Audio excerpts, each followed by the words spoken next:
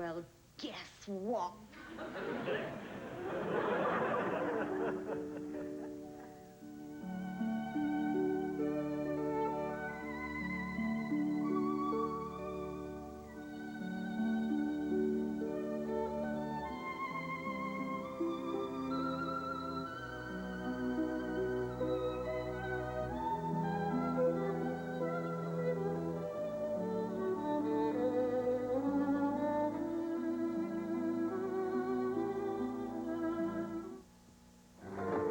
Feel the rhythm.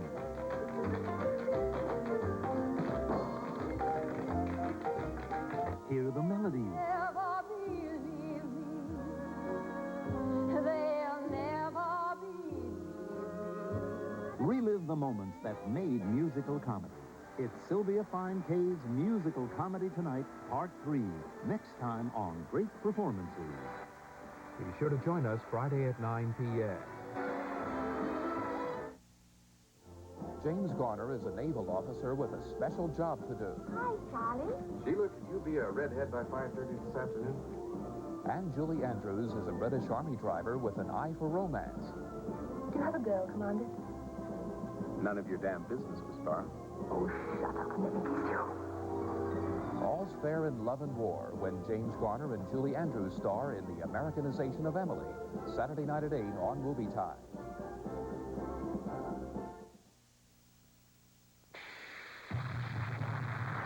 The president went on to say that he held the Soviet Union solely responsible for their deaths.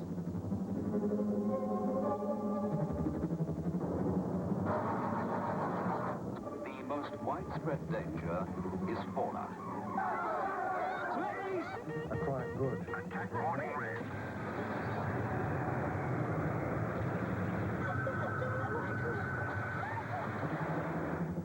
Threads, Wednesday, November 27th at 9 p.m. This is TV 12. In the Delaware Valley, Sneak Previews is made possible by a grant from the Provident National Bank. We're prepared to help with financial services and even choosing the right movie.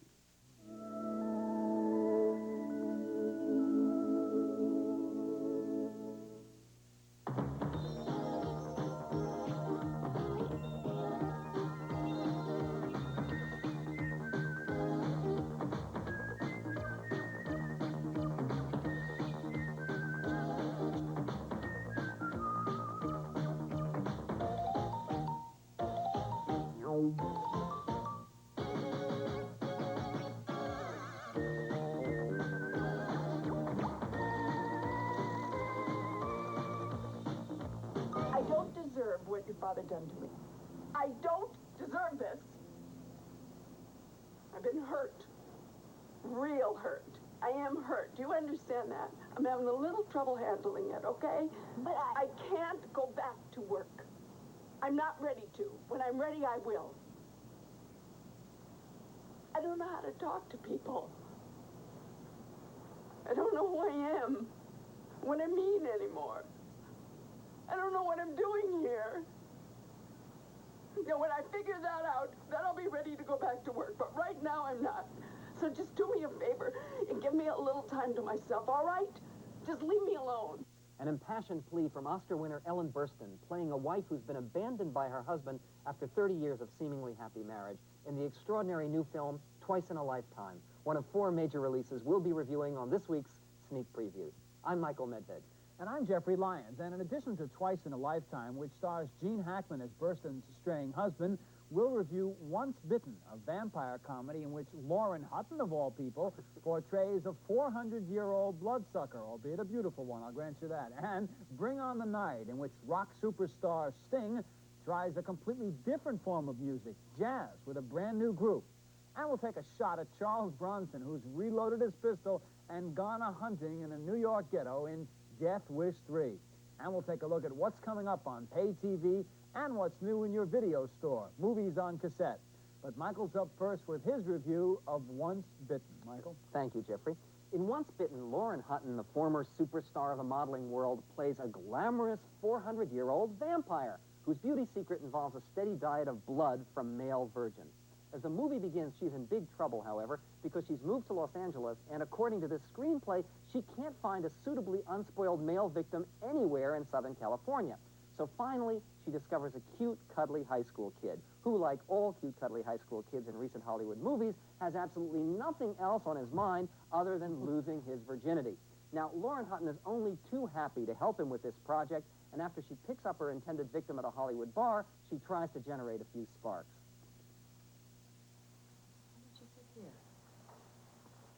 Yeah, sure.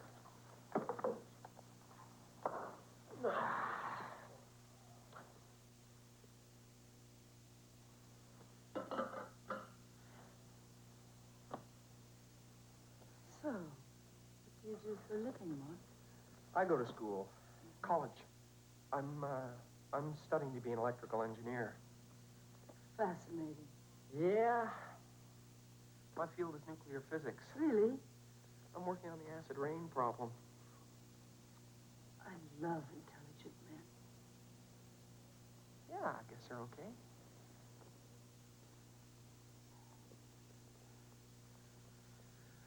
Gee, this place is great. I mean, it's beautiful. I mean, who decorated it anyway?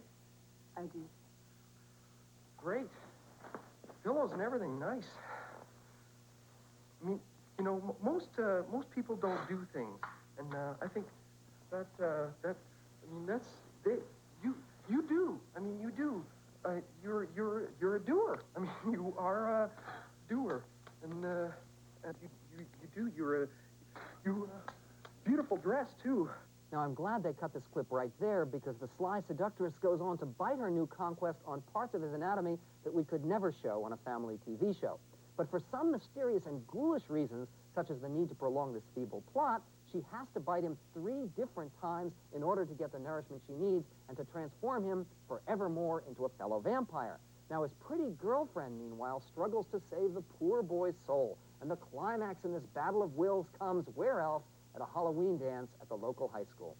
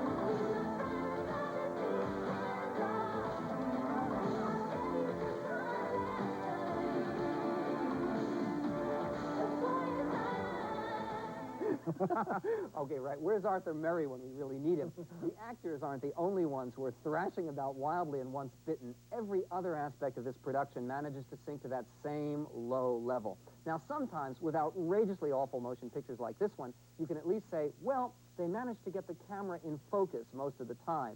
But not here, I'm afraid. There are so many shaky, fuzzy shots that this picture looks like a very bad student film.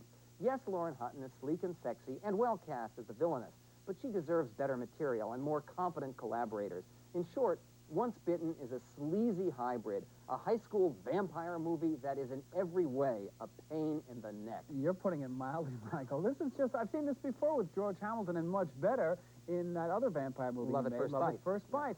Here, the jokes aren't funny. The premise is silly after 5 minutes. It's just a rock video stretched out over the course of 90 minutes. And what was that scene we just saw? As if it's from another movie. It hit you from left field. That's typical of what's going on in this I think picture. the whole purpose of this film was to capitalize on the success of Teen Wolf, which gave us a high school werewolf. So now we're going to have a high school vampire. Maybe we'll have a high school mummy next, or at least this movie should be mummified. And what's interesting is we saw Cleavon Little in that scene. He's really used shamefully here. Here's a wonderful actor and a very funny man, too, and a gifted comedian, and a fine presence, and he's used as her wimpy chauffeur. Her gay chauffeur, and it's an offensive stereotype. Oh, the whole thing, if this film were any better, it would be seriously offensive. As it is, it's mainly pathetic. The chase scene at the end of the film, which goes on for 20 minutes. And you were correct to point out that Lauren Hutton does show potential as a light comedian. She only needs halfway decent material. She certainly doesn't get it here. Better luck next time. Absolutely. Well, our next movie is Bring On the Night. It's a documentary starring Sting, former lead singer of the Police rock group, whose real name, Trivial Pursuit fans, is Gordon Michael Sumner. Now, the movie records not the career of the Police, but how Sting formed an entirely new group, an all-black, as it turned out, all-American jazz group of musicians and singers, and how they prepared for their performing debut in Paris just a few days hence. Most of the movie was shot during their intense rehearsals, so you really get a feel for this band that it's very Inception.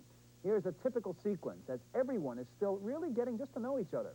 You sing a third, you sing a fifth, I'll sing the tonic. The same with barbed wire, same with bridge, the same with chasm or chasm. No, chasm. Chasm. It was chasm yesterday. Yeah. And then, on fire. Just the last word of every line. The last part around your heart. Oh, around your heart. Okay. I'll show you. If I built this fortress around your heart. Now full voice. 1, 2, 3, 4. If I built this fortress around your heart and circled you in and barbed wire, let me build a bridge, or can I build a chasm, and let me set the battlements on fire. Okay, let's do it. Full ensemble. 1, 2, 3, 4. I built this fortress around your heart and circled you in and barbed wire. So let me build a bridge. How can I build a chasm? Let me set the battlements on fire.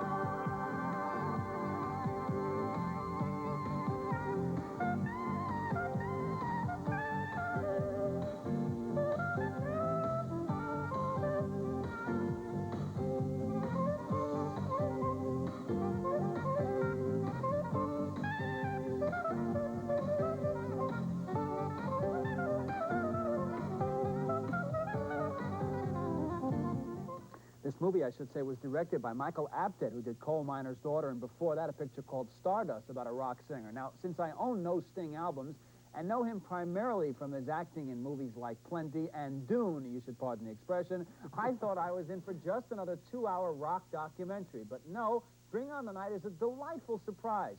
You see musicians from widely diverse backgrounds united only by their talent, forming and molding their skills and talents into a cohesive unit and doing it quickly, so that by the time you see their first live performance, every member of this new group seems just like a recently acquired friend. I like that a lot. And I like the way the new forms of music which Sting and the musicians explore worked on me.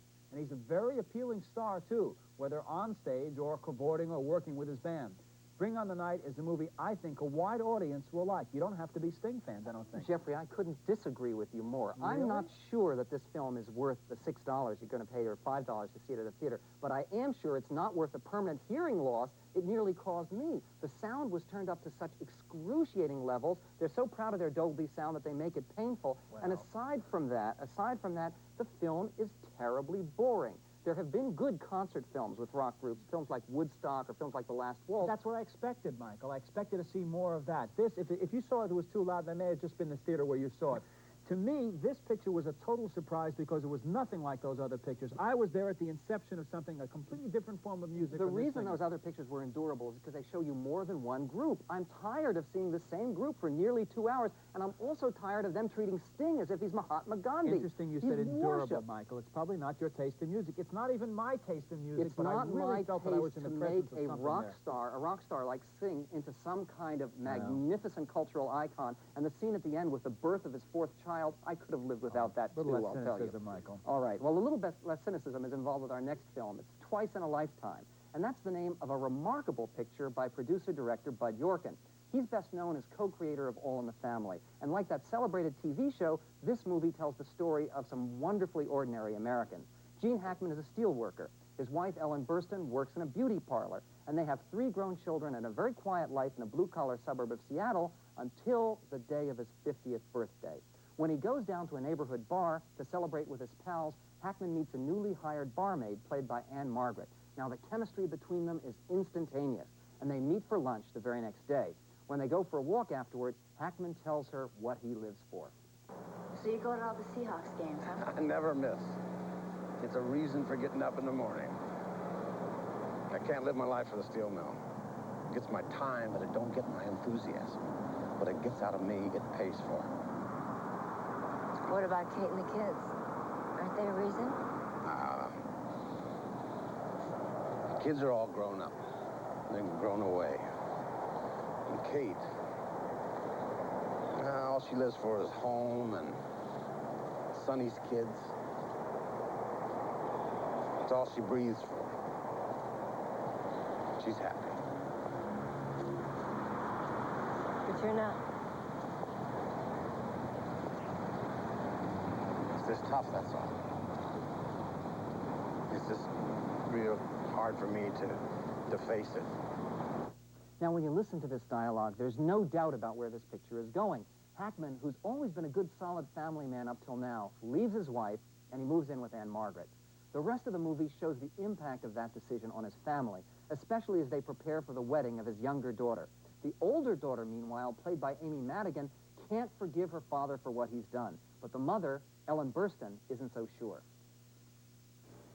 If your father walked through that door right now, I don't know if I would take him back or not. Take him back, all right. I said I don't know if I would take him back. But whether I would or not is my business. Do you understand that? He's your father, he is my husband, and I will make that decision. All right? Now, Helen, get back in here. Is it over? Is it over? History. History. Yes, it's over. Okay. You still love me? Yes. Ah, see, you said history. You're gonna have to wear padded bra. Shut up. Well, you are. Stop.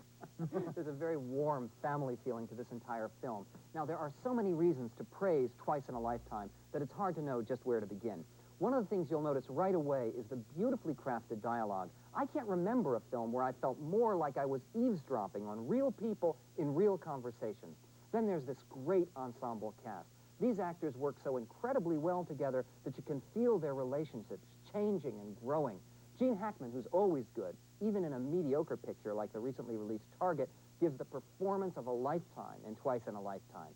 Sure, there are some flaws in the film. You never really get to know or understand the Anne Margaret character, for instance, but Twice in a Lifetime is so good, so decent, so true, and so very moving that it has to be considered a very serious contender for Best Picture of the Year. Let's hope so, Michael. You know why a lot of this worked for me? Because they seem to be not trying. The emotions come out as genuine. Nobody does anything spectacular here. In fact, Hackman remains an outsider. When his daughter eventually gets married there, you expect some sort of reconciliation, and I don't want to give this picture away. I respect it too much, but what really might happen in real life seems to be happening on the screen. You feel like another member of this family, one who can't comment but can observe. And like a member of the family, you're forming judgments. What I loved about the picture was its balance.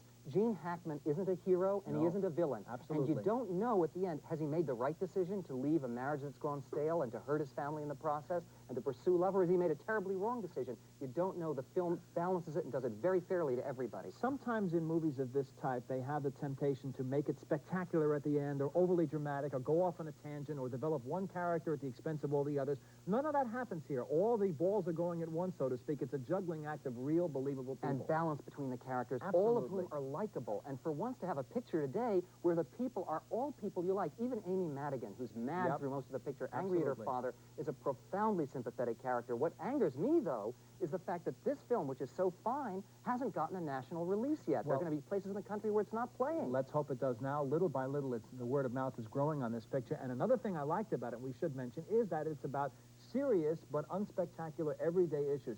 Either people we know are divorced, or we know people who are divorced or facing that, and this picture deals with it sensitively and intelligently and maturely. I really applaud it. And in a completely balanced way. Absolutely. Well, our next movie, I can guarantee you, is altogether different. It's Death Wish 3. That's right.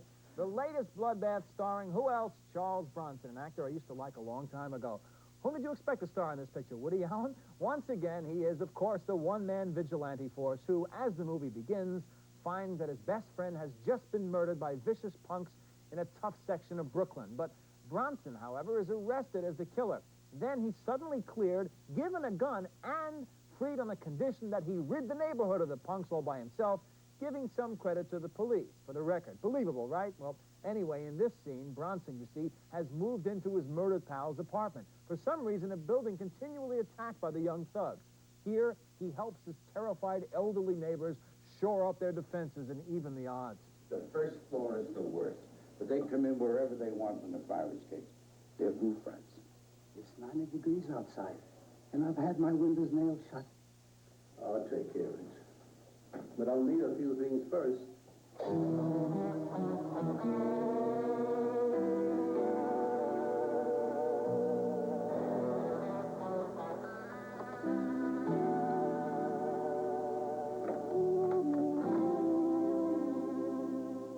This is how it works. I put a nail in the window right here. Anybody opening the window raises the nail.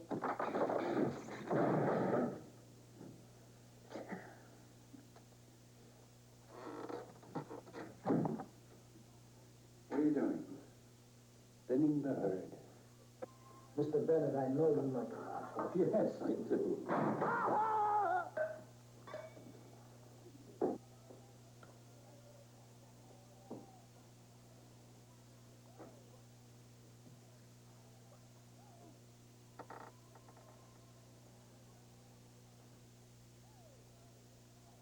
What are those? Teeth. Ah, yes, the joys of street dentistry. Isn't it wonderful? Now, the fight has gone pretty far here. Bronson has killed a few punks. Can you blame him? They were messing around with his car. Also, just to keep his target eye sharp, I suppose. He's got a fancy new pistol, you see. And then the gang leader sends out the word somewhere, some magic phone number, that he needs reinforcements. And in this scene, a gang of punks who look more like they're left over from a 60s bike movie roars into the neighborhood, which looks like Backlot City. But Bronson's ready for them. Who the hell's firing, man? You saw someone fire?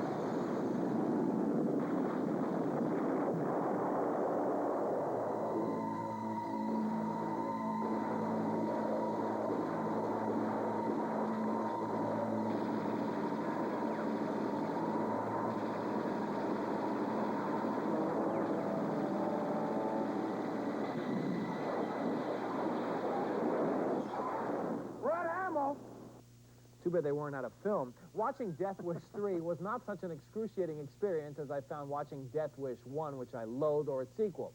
Sure, it's another mindless revenge, shoot first and answer questions later movie. But I just found this movie so repetitive and inflammatory, so stupid, and not one single solitary frame is believable. Not one.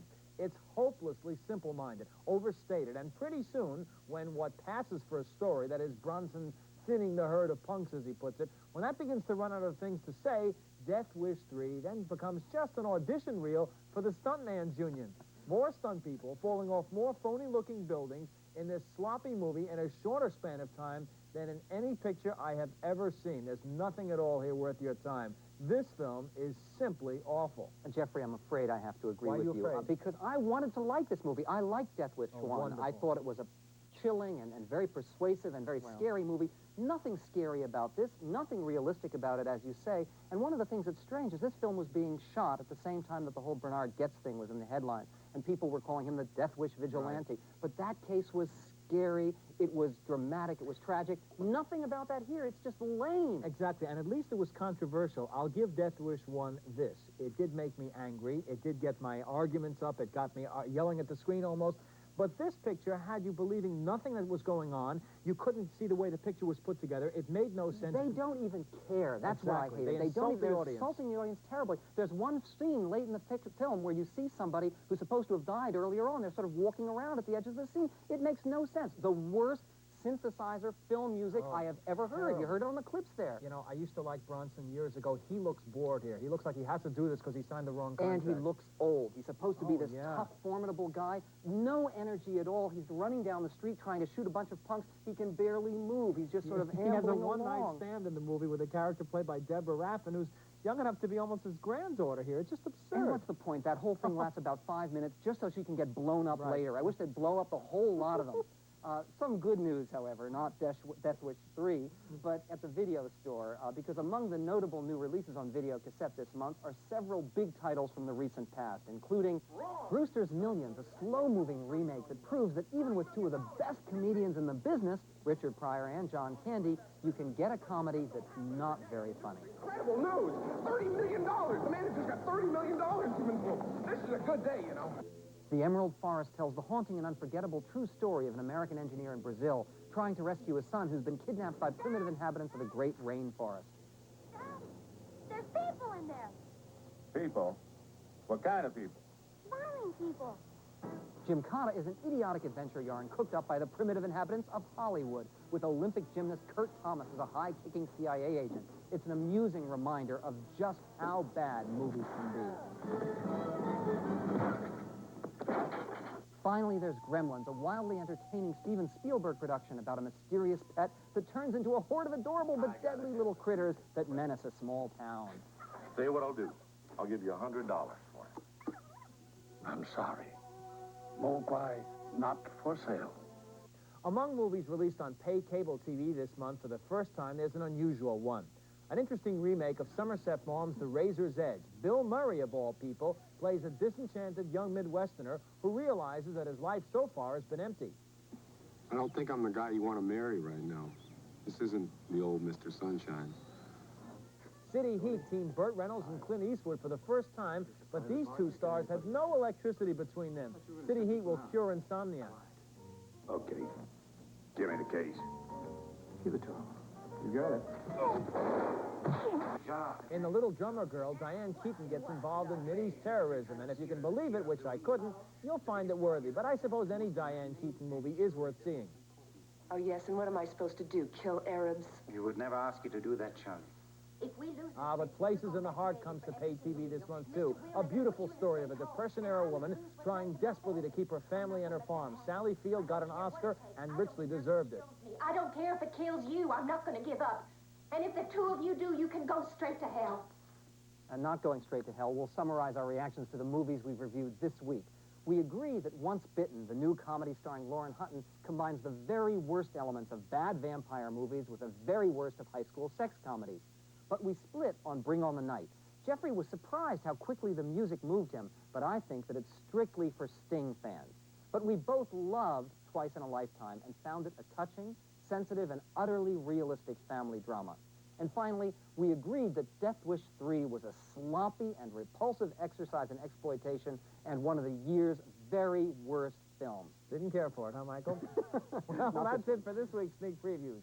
Join us next week for our reviews of 4 new films, including White Nights, a thriller about dancing defectors, that's right, starring Mikhail Baryshnikov and Gregory Hines, and Eleni, a story about a son portrayed by John Malkovich out to avenge the long-ago murder of his mother. So until then, don't forget to save us the aisle seats.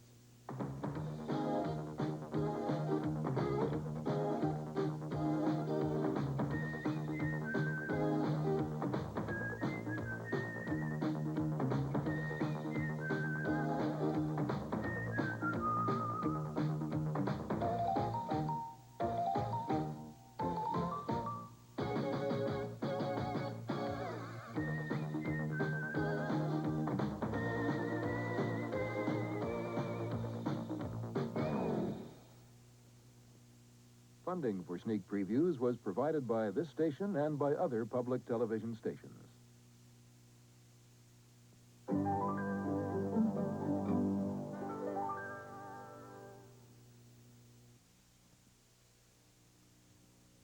In the Delaware Valley, Sneak Previews is made possible by a grant from the Provident National Bank. We're prepared to help with financial services and even choosing the right movie. Across the United States each year, 1,000 tornadoes suddenly take shape. But now, modern science is fighting back. And these storm chasers in Oklahoma are pursuing the elusive tornado as never before, daring to get close enough to unravel its mystery and possibly one day accurately predict and even help prevent its wrath. Tornado, next on Nova. Watch for Nova Tuesday at 8 p.m.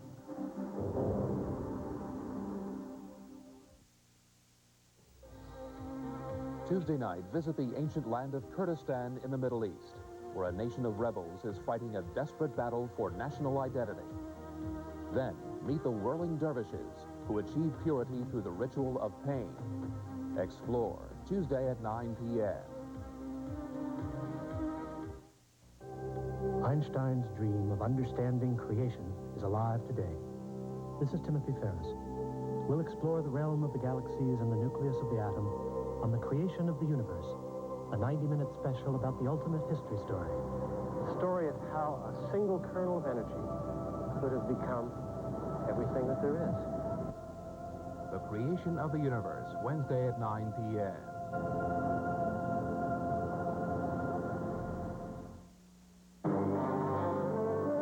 Jane Goodall has lived 20 years among the chimpanzees of Tanzania. What she's learned is both surprising and shocking.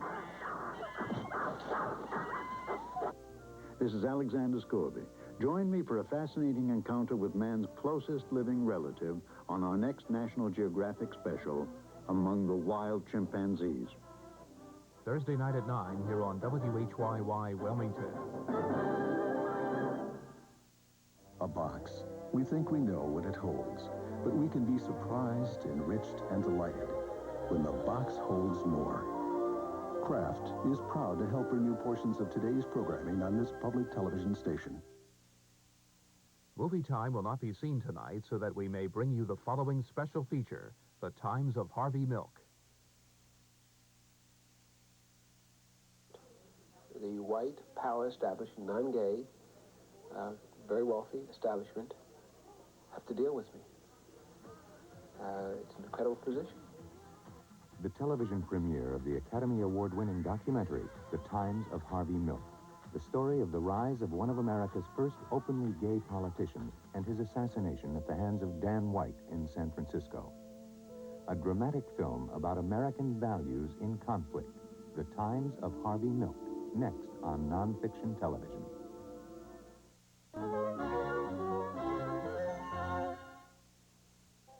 This program is made possible by a grant from the Independent Documentary Fund, which is supported by the Corporation for Public Broadcasting, the National Endowment for the Arts, public television stations, and the Ford Foundation, and by grants from the Chicago Resource Center, the New York State Council on the Arts, and Friends of the Harvey Milk Film Project.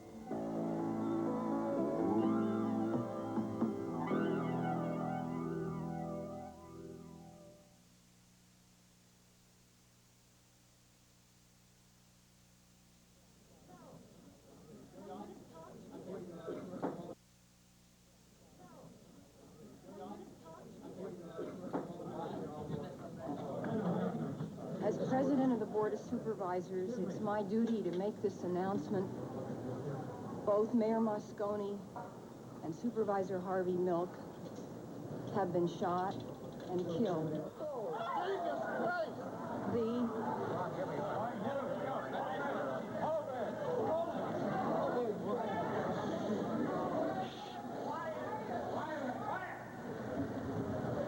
The suspect is Supervisor Dan White.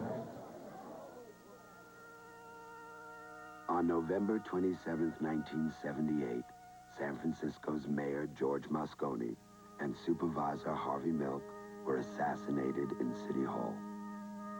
Harvey Milk had served only 11 months on San Francisco's Board of Supervisors, but he had already come to represent something far greater than his office.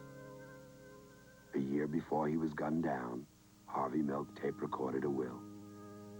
This is to be played only in the event of my death by assassination.